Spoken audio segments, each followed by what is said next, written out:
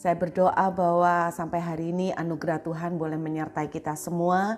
Dan saya sangat percaya bahwa sampai hari ini kita bisa melewati masa-masa yang tidak mudah selama hampir 2 tahun ini. Saya percaya banyak anugerah Tuhan menyertai kita semua. Saya percaya banyak kesaksian yang bisa kita ceritakan. Nah, pada kesempatan kali ini berbicara tentang cerita penyelamatan, berbicara tentang cerita di mana Tuhan melakukan intervensi untuk menyelamatkan umatnya. Saya ingin mengajak kita belajar dari kitab Kejadian. Kita akan mengambil dari Kejadian pasal yang ke-7. Judulnya air bah. Saya percaya cerita ini sudah tidak asing lagi buat kita semua. Lalu berfirmanlah Tuhan kepada Nuh di ayat 1, "Masuklah ke dalam bahtera itu engkau dan seisi rumahmu, sebab engkaulah yang kulihat benar di hadapanku di antara orang zaman ini. Dari segala binatang yang tidak haram haruslah kau ambil 7 pasang jantan dan betinanya, tetapi dari binatang yang haram 1 pasang jantan dan betinanya. Juga dari burung-burung di udara 7 pasang jantan dan betina, supaya terpelihara hidup keturunannya di seluruh bumi. Sebab 7 hari lagi aku akan menurunkan hujan ke atas bumi, 40 hari 40 malam lamanya. Dan aku akan menghapuskan dari muka bumi segala yang ada yang kujadikan itu." Lalu Nuh melakukan segala yang diperintahkan Tuhan kepadanya. Nuh berumur 600 tahun ketika air bah datang meliputi bumi. Ayat 7, masuklah Nuh ke dalam bahtera itu bersama-sama dengan anak-anaknya dan istrinya dan istri anak-anaknya karena air bah itu. Saudara, saya membayangkan bahwa kisah Nuh ini seperti bayangan mengenai akhir zaman, di mana Tuhan itu dalam tanda kutip membinasakan semua manusia, karena pada waktu itu manusia sangat jahatnya. Mereka semakin jahat di dalam dosa. Saya membayangkan ini yang orang-orang bilang seperti hari kiamat ya, semua habis. Yang menjadi satu hal yang menarik perhatian saya adalah begini. Kalau kita membaca dari firman Tuhan, di mana terjadi masa sulit, di mana terjadi masa sukar, di mana terjadi krisis, selalu ada sekelompok orang-orang tertentu yang diselamatkan oleh Tuhan. Kita melihat contohnya ya saudara, dari kisah ketika Tuhan menurunkan 10 tulah. Ada kelompok orang-orang yang dibuat beda, dipelihara, dipisahkan, sehingga mereka ini dilindungi, ditudungi Tuhan sehingga tulah itu tidak mengena mereka, yaitu orang Israel yang tinggal di tanah Goshen. Dalam sebuah cerita yang lain kita juga bisa membaca cerita, salah satu cerita yang sering saya sharingkan, yaitu mengenai Elia. Di mana ketika masa kekeringan terjadi, Tuhan memelihara Elia, mengirimkan dia untuk tinggal di tepi sungai Kerit selama kira-kira 1 tahun lebih, saudara. Kemudian Tuhan memelihara dia di sana, memberinya makan, dan selama 1 tahun lebih itu betul-betul Tuhan memprotek dia. Sebetulnya pada waktu terjadi peristiwa itu bukan hanya memprotek secara ekonomi, bukan hanya memprotek dari masa kekeringan yang terjadi karena tidak ada hujan. Tetapi kalau saudara membaca lebih dalam lagi, pada masa waktu Elia disembunyikan Tuhan di tepi sungai Kerit, disitulah terjadi di mana Raja Ahab dipengaruhi oleh Ratu Isabel untuk membinasakan nabi-nabi Tuhan. Nah, kita tahu dari cerita itu bahwa Isabel itu sangat membenci nabi-nabi Tuhan. Ada banyak nabi-nabi yang dibinasakan. Nah, itu ketika Elia disembunyikan oleh Tuhan di tepi sungai Kerit. Contoh yang lain lagi adalah kisah Ishak, salah satu cerita yang juga menjadi cerita favorit saya. Pada waktu itu tanah kering, sangat tidak ada hujan beberapa tahun lamanya. Alkitab menceritakan dalam Kejadian 26, long period of drought, masa kekeringan yang sangat panjang. Nah, kalau di Timur Tengah dituliskan masa kekeringan sangat panjang, berarti itu benar-benar lama. Bukan 1 tahun, tetapi bisa lebih, selama 2-3 tahun. Nah, Alkitab menceritakan bahwa Anda bayangkan ya, hujan tidak pernah turun, semua tanah gersang, bahkan mengeras seperti batu. Lalu Ishak menabur, dan Alkitab menceritakan dalam tahun itu juga dia panen 100 kali lipat. Saya percaya ketika dia mengalami breakthrough, orang-orang sekitarnya dia berusaha meng-copy paste, meniru apa yang dilakukan Ishak. Dan saya sangat meyakini ketika mereka meniru apa yang dilakukan oleh Ishak, mereka tidak mendapatkan panen. Benih yang mereka tabur tetap tidak menghasilkan. Anda bisa melihat dari cerita ini bahwa Tuhan tuh seakan-akan membuat perbedaan yang sangat jelas antara Ishak dengan orang-orang yang lain. Ketika masa kekeringan terjadi, Tuhan itu seperti memberikan perisai atas Ishak, melindungi dan menudungi dia. Sehingga di luar tuh mengalami kekeringan, tetapi Ishak justru mengalami panen yang luar biasa. Ini yang saya perhatikan saudara, setiap kali ketika ada kekeringan, masa krisis, masa sulit, masa sukar, bahkan kondisi-kondisi yang sangat berat, Tuhan selalu berusaha mencari orang-orang yang akan bisa diselamatkan. Tetapi dalam banyak cerita di Alkitab, kita juga sering melihat bahwa orang-orang yang diselamatkan ini boleh dibilang jumlahnya yang dibuat beda itu jumlahnya tidak lebih banyak. Nah, saya percaya bahwa selama 1,5 tahun ini kita melihat COVID terjadi, ada banyak masa kering yang sebetulnya Tuhan izinkan. Baik secara ekonomi maupun serangan-serangan di dalam kesehatan. Dan saya tetap percaya pada masa sukar seperti ini pun, seperti yang terjadi di Alkitab, selalu akan terulang pola yang sama. Ada orang-orang tertentu yang dijagai oleh Tuhan. Di saat masa kering, orang susah setengah mati gara-gara COVID, banyak terjadi PHK, banyak terjadi kehilangan pekerjaan. Tetapi saya tetap percaya di tengah-tengah masa sukar seperti itu, ada orang-orang tertentu. Mereka diizinkan tetap mengalami kekeringan.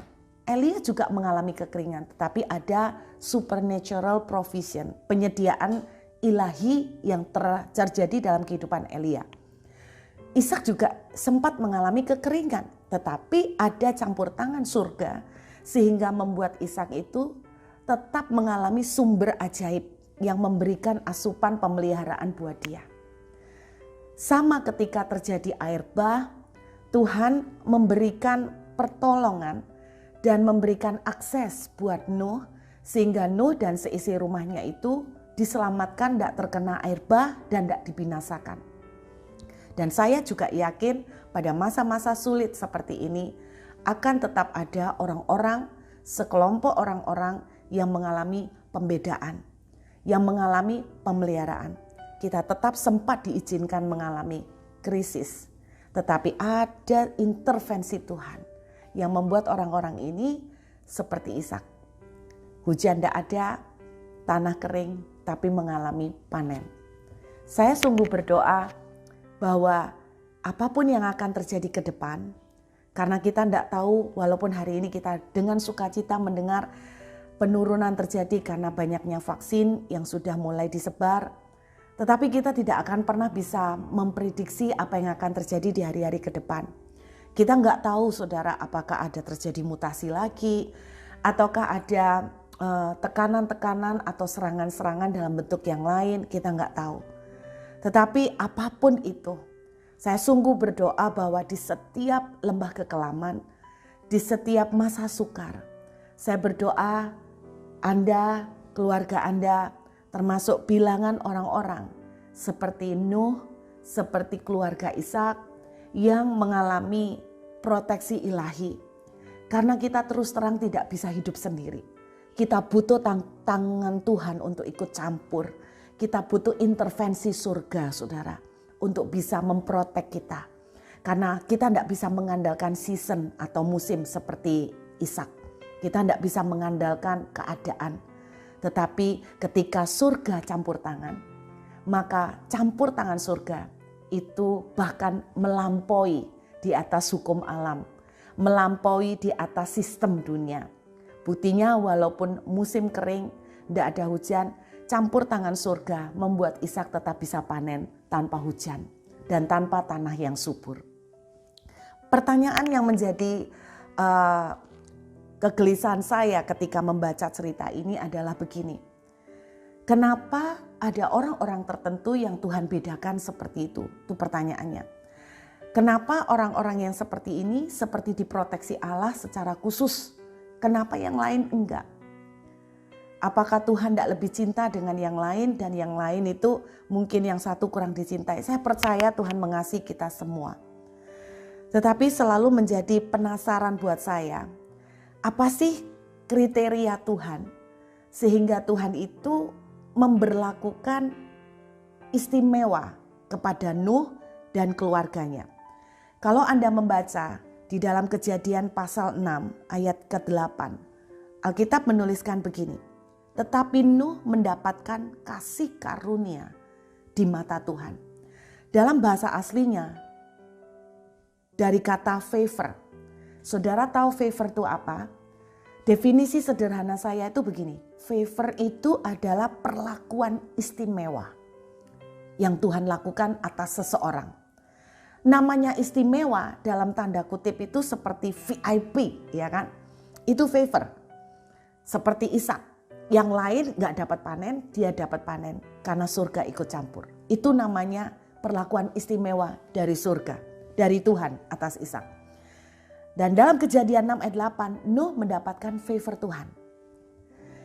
Itu sebabnya dia mengalami perlakuan istimewa, diprotek dari semua orang-orang yang lain. Nuh dan seisi rumahnya yang diprotek. Yang menjadi pertanyaan buat kita. Apa kriteria Tuhan sehingga Tuhan menaruh favor atas Nuh, menaruh keistimewaan, perlakuan VVIP buat Nuh?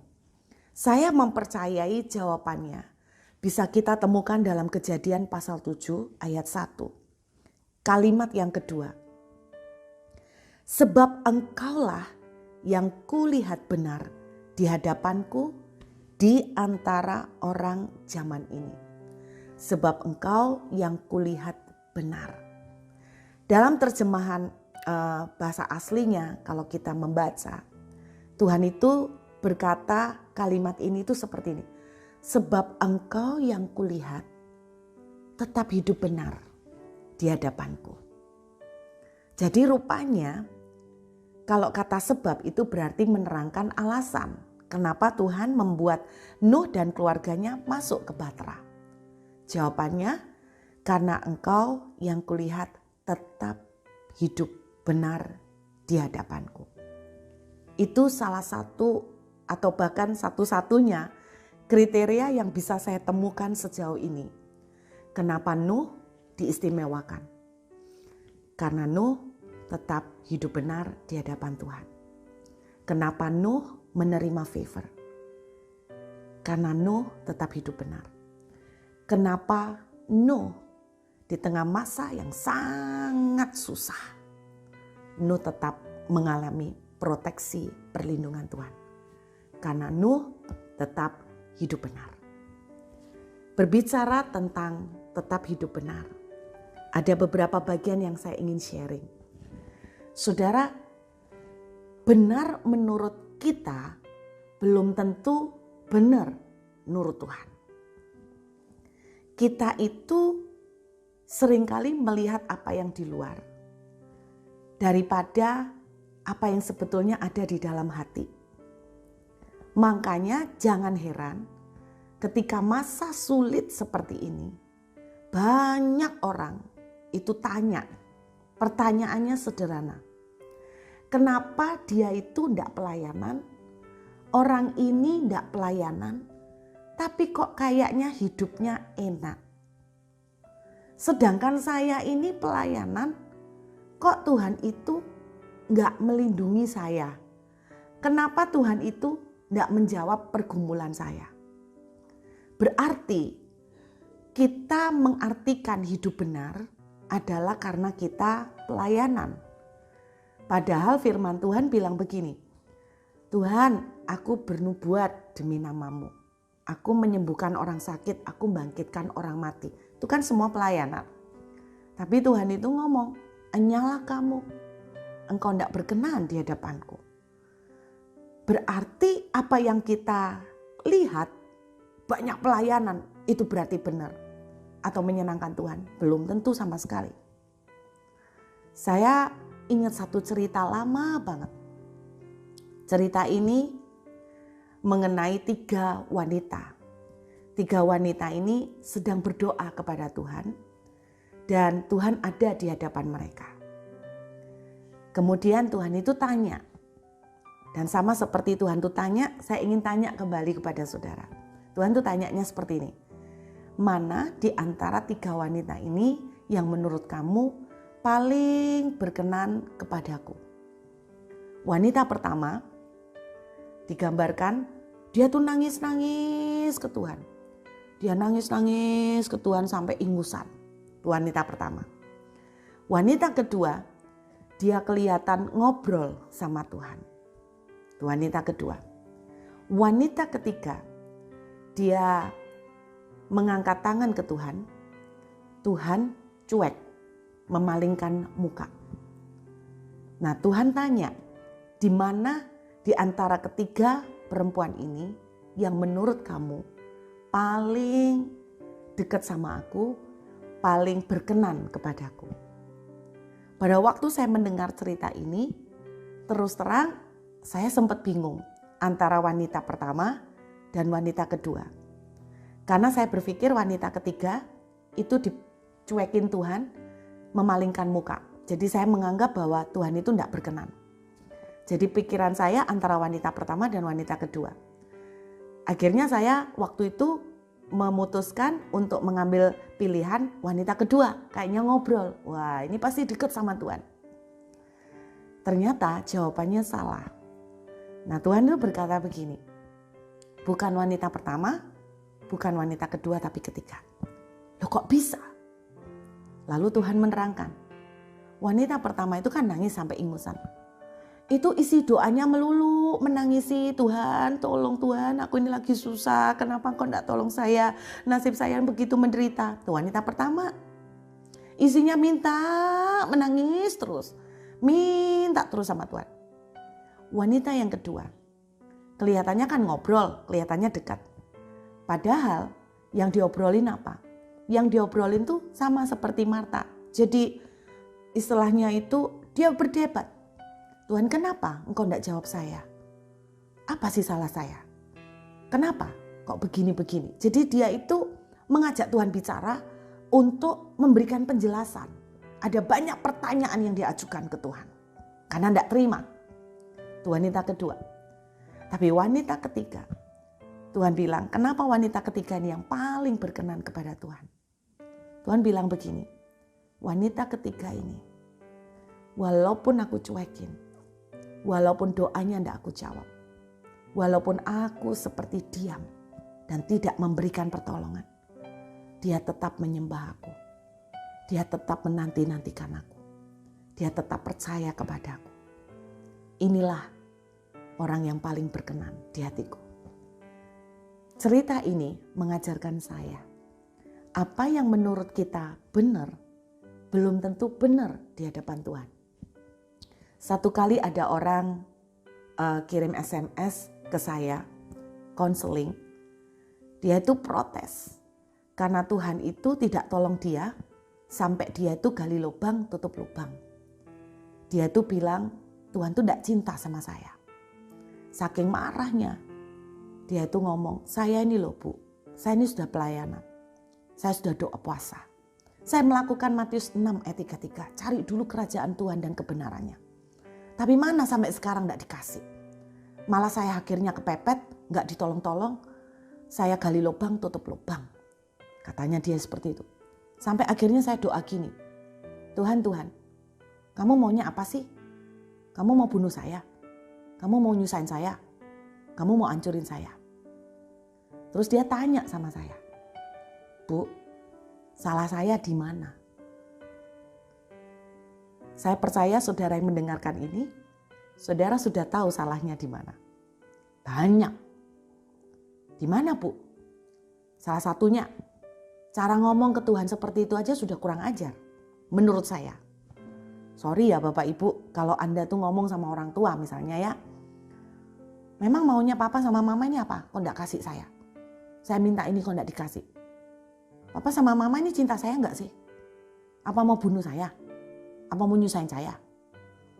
Kalau menurut Anda ada seorang anak sampai ngomong seperti itu, gimana menurut Anda attitude-nya? Buat saya, attitude atau sikap seperti itu sudah menunjukkan kita itu enggak respect sama Tuhan. Kita enggak hormat sama Tuhan. Lalu kita berteriak, kenapa Tuhan enggak jawab doa saya? Jawabannya sederhana, karena kita enggak seperti Nuh. Kita tidak hidup benar di hadapan Tuhan.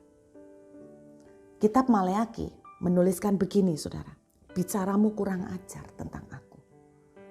Lalu orang Israel bilang, di mana kurang ajarnya? Nah, pakai ngelawan lagi. Tuhan bilang, ketika engkau berkata, apa artinya kita menjadi hidup benar? Apa artinya kita ibadah? Betapa enaknya hidup seperti orang fasik. Mereka tetap diberkati. Saudara, ternyata kalau kita itu sembahyang, terus doa kita itu belum dijawab. Kemudian kita itu ngomong, percuma ya ibadah, percuma ya sembahyang. Percuma, yang tidak doa itu malah diberkati. Saudara, ternyata di hadapan Tuhan itu kurang ajar. Nah, ini loh yang saya bilang.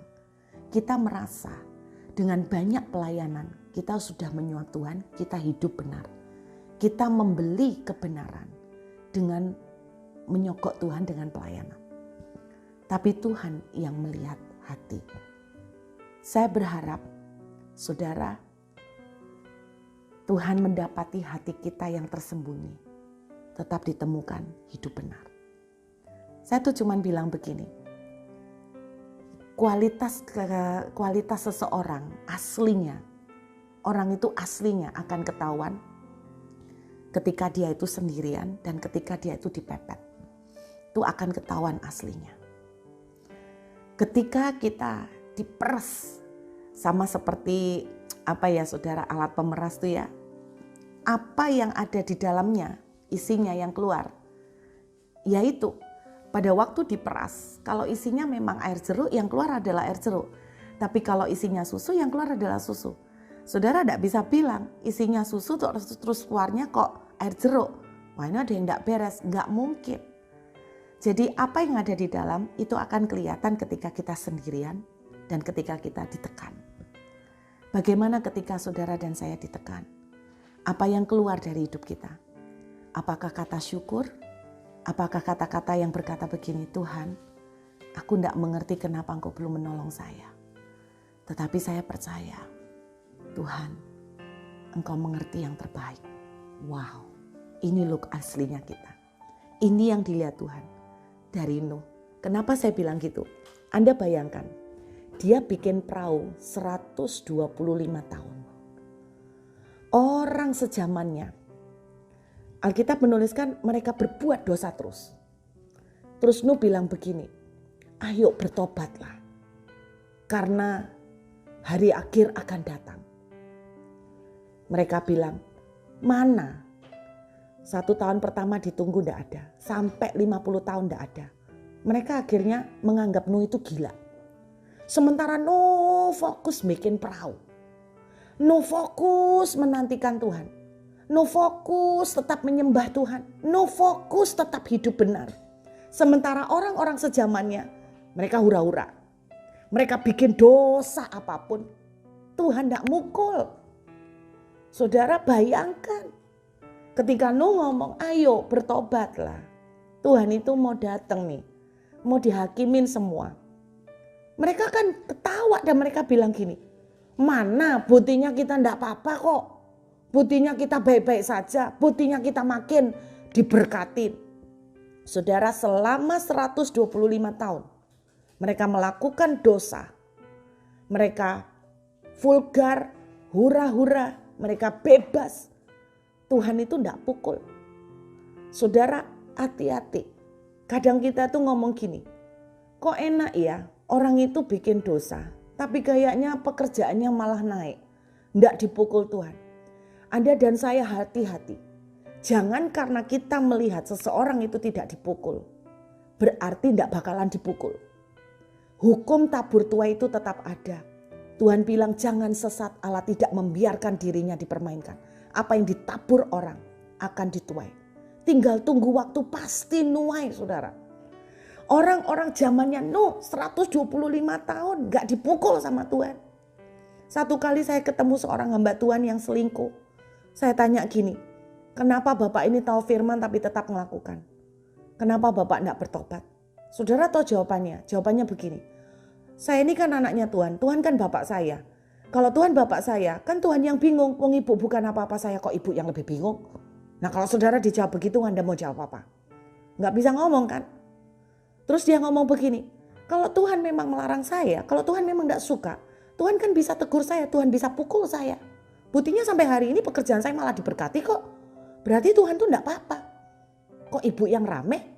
Saudara, jangan mengartikan bahwa ketika berkat keuangan itu naik, Tuhan itu berkenan. Yang paling dangerous dan mengerikan adalah kalau kita itu salah dan Tuhan itu diam. 125 tahun Tuhan itu diam. Enggak pukul mereka. Anda bisa bayangkan. Nuh tetap menyembah. Nuh tetap fokus ibadah.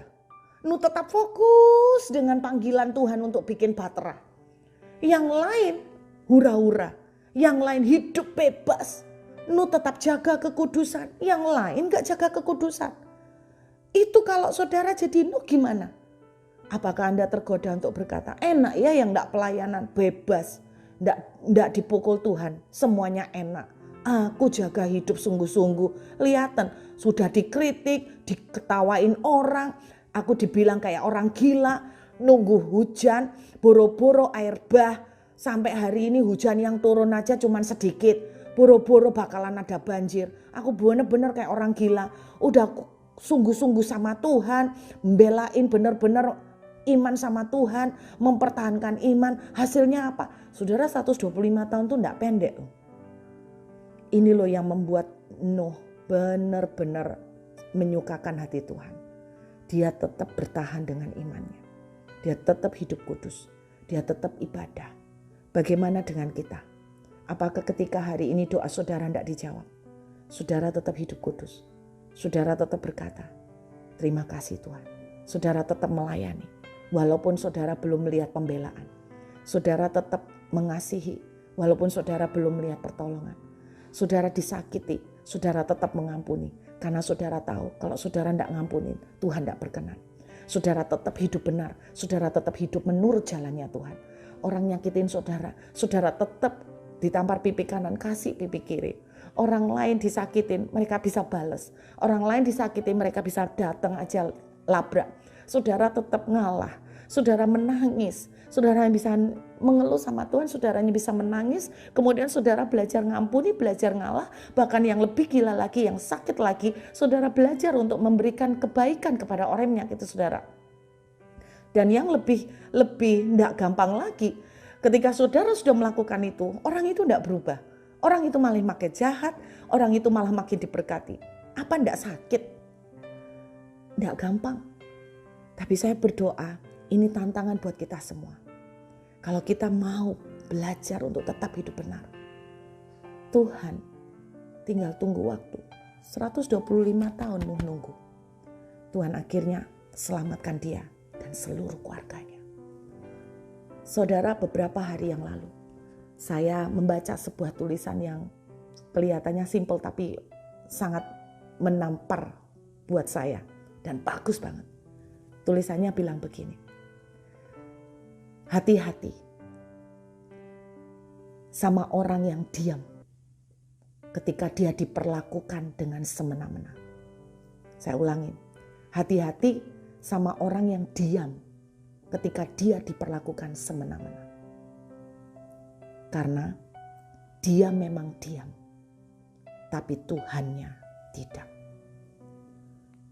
Percayalah saudara. Ketika orang lain di masa susah, mereka bilang kalau kita itu jujur kita tidak bisa makan. Akhirnya mereka kompromi. Tapi saudara takut sama Tuhan, saudara tetap jujur. Dan akibat kejujuran saudara, saudara sempat mengalami masa sukar. Dengar, saudara diam, tapi Tuhan tidak pernah diam. Orang lain disakitin bisa bales. Saudara diperlakukan tidak adil, saudara ngalah. Sakit, kayak tidak fair. Tapi saudara tetap mengalah. Saudara tetap melepaskan pengampunan.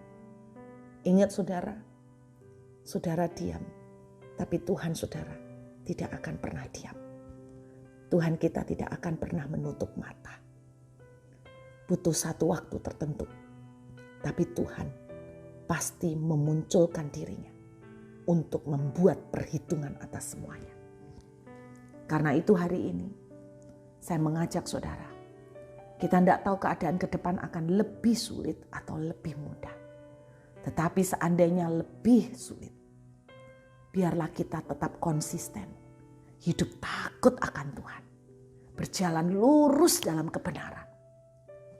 Ingat, yang menjadi pembela kita tidak akan pernah tutup mata. Tetaplah menyembah walaupun doa belum dijawab. Tetaplah dekat dengan Tuhan walaupun belum melihat pertolongan. Tetaplah bersyukur dan jangan berkata-kata yang kurang ajar. Walaupun Anda belum melihat campur tangan Tuhan. Tuhan tidak pernah tutup mata. Saya percaya Tuhan bilang begini, apa yang kamu tabur, itu yang kamu tuai. Kita menabur hidup dalam kebenaran. Tuhan akan memberikan kemenangan yang luar biasa. Mari kita berdoa. Bapa, beri kekuatan buat kami semua. Biar di hari-hari yang sulit, kami tetap belajar hidup takut akan Tuhan. Kami tetap belajar jalan lurus sesuai dengan jalannya Tuhan. Kami belajar untuk tetap memandang kepada Tuhan. Karena kami percaya Tuhan tidak pernah tutup mata. Tuhan akan memberikan kepada setiap orang apa yang menjadi upah mereka. Biarlah kekuatan iman terjadi pada umat-Mu hari ini. Yang mendengar firman ini boleh mengalami kekuatan yang luar biasa. Terima kasih Bapa, hamba mengucap syukur. Biar kekuatan dan berkat-Mu menyertai kami semua. Di dalam nama Tuhan Yesus, haleluya, amin. Tuhan memberkati saudara.